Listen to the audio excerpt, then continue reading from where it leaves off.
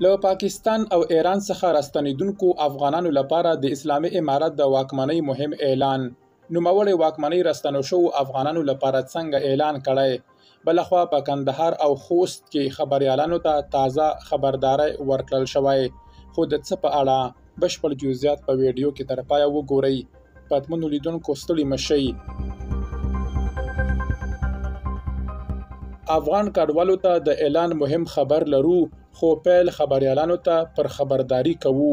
په کندهار او خوست کې ځینو خبریالانو افغانستان انټرنیشنل ته ویلي چې د طالبانو د اطلاعاتو او کلتور ریاستونو خبریالانو ته سپارښتنه کړې چې له دې وروسته د ځان وژنې خبرونه نه خپروي. په دې وروستیو کې په کندهار او خوست کې د ځان وژنې پیښې زیاتې شوي دي. د خوست او کندهار ځینو خبریالانو نن دوشنبه د زمري پر شلمه افغانستان انټرنیشنل ته ویلي چې د طالبانو د اطلاعاتو او کلتور ریاستونو سپارښتنه ورته کړې چې د ځان وژنې پیښې دې نه راپورټ کوي.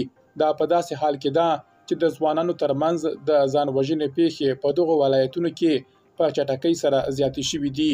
یو شمېر خبریالانو ویلي چې دوی د دې پیښو په پوښښ کې تر سانسور لاندې دي، ځکه طالبان د ځان وژنې پیښو ته د رسنیو پاملرنه د دې ډلې خلاف تبلیغات انګیري. دغه خبریالان په دې باور دي چې د ځان وژنې د پیښو پوښښ هم په خپله دغو پیښو ته کامپاین دی.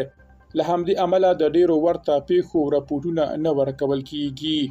د طالبانو د کار او ټولنیزو چارو وزارت ویاند سمیع الله ابراهیمي ویلي چې له قطر سره یې افغانستان ته د نوو ستنو شوو کډوالو په اړه یو نوی تړون لاسلیک کړی دی چې له مخې به یې 1890 ستانه شوي کډوال د کار لپاره قطر ته ولېږدول شي.